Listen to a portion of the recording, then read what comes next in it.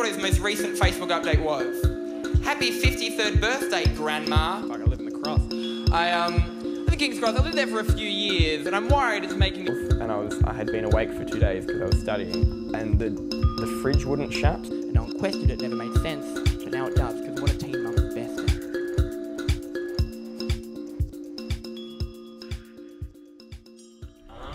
Do you have a persona in your routine, or is the person you are on stage the same person you are off stage? Kind of like I think I've definitely got a persona. I would hope I'm a bit nicer off stage than I am on stage. I'm kind of a bad person on stage. I think I'm not a bad person, but I think a lot of people in comedy do the person, this is how I word it, they do the person they wish that they were. So I'm a lot more confident on stage, I'm a lot more kind of aggressive on stage, I've got much clearer point of view on things than maybe I would in a conversation, mainly because I've written them all. Like, well, I grew up in Newcastle, live in King's Cross, I'm more of a glass smashed into your face type of guy. Yeah, I definitely think there's definitely, every comedian has a persona of some sort. They will pretend that they don't. A lot of people say, no, it's just me up there, but it's not. Same as like I have a uniform, everyone's got a uniform that they wear up there. You're kind of putting forward a personality when you're on stage that maybe you're not necessarily. Yeah, I'm just an amped up version of myself. I believe everything I say on stage, but I'm maybe a little bit, I always put it like Sarah Silverman, who was my favourite comedian growing up.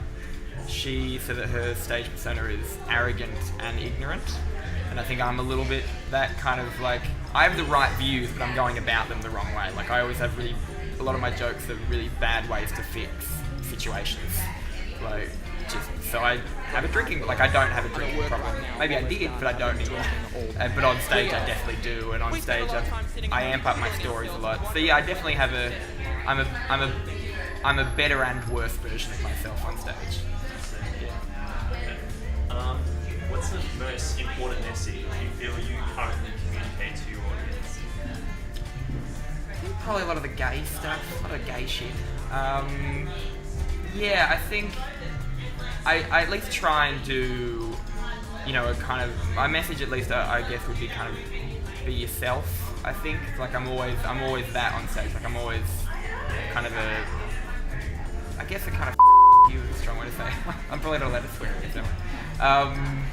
Stuff you kind of to the audience. I think definitely I try and push forward like a go after your thoughts and screw everybody else. That's kind of that's something I like to, and especially with the gay rights stuff.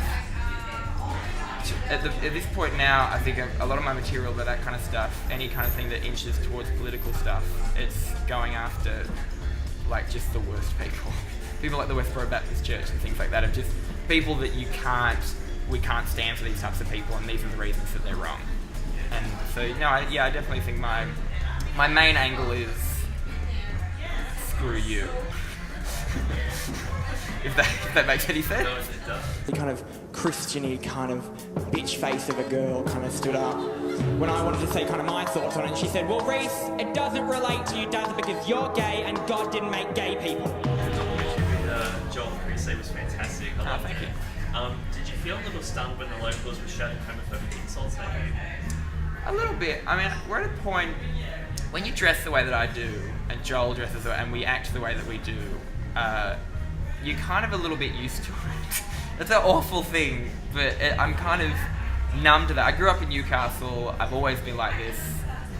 I think it's more, you got to take it with a pinch of salt now. Like something like ignorance that comes, if someone shouts at me from a car, all I'm thinking is, oh, that person's an idiot. Like because you can't really hate ignorance, I don't think. You can't really be like, how dare you be ignorant? Because they're ignorant to the fact that they're ignorant.